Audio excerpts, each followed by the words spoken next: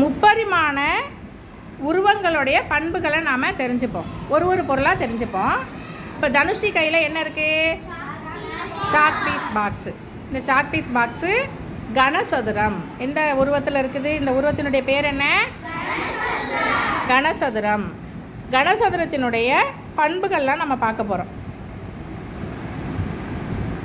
கனசதுரத்துக்கு நமக்கு முகம் இருக்கு இல்லையா, அது மாதிரி இந்த கனசதுரத்துக்கும் முகங்கள்னு சொல்கிறாங்க.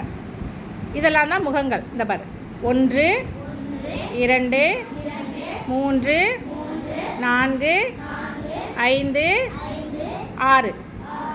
மொத்தம் எத்தனை முகங்கள் இருக்குது கனசதுரத்துக்கு? 6 முகங்கள் இருக்குது. இப்போ முனைகள்னால் உங்களுக்கு என்னன்னு தெரியும். எதை முனைன்னு சொல்லுவோம்? எண்ணி சொல்லுங்கள்.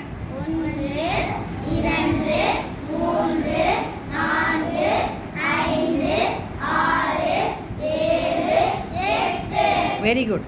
8 முனைகள் இருக்குது. கனசதுரத்துக்கு எத்தனை முனைகள் இருக்குது? அடுத்து விளிம்பு. விளிம்புனா என்னன்னு தெரியும் தானே உங்களுக்கு? இப்போ மேஜையில் எடுத்துக்கிட்டோம்னா இந்த இடத்த தான் விளிம்புன்னு சொல்லுவோம்.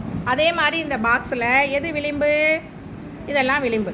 எண்ணுங்க, எத்தனை இருக்குன்னு எண்ணுங்க. 1 2 3 4 5 6 7 8 9 10 11 12. எத்தனை விளிம்புகள் என்னன்னா? 12 விளிம்புகள் இருந்துச்சு. இப்போ நல்லா புரிஞ்சுச்சா? கனசதுரத்துக்கு எத்தனை முகங்கள் இருக்கு? 6. எத்தனை முனைகள் இருக்கு? 8. எத்தனை விளிம்புகள் இருக்கு? 12. Very good.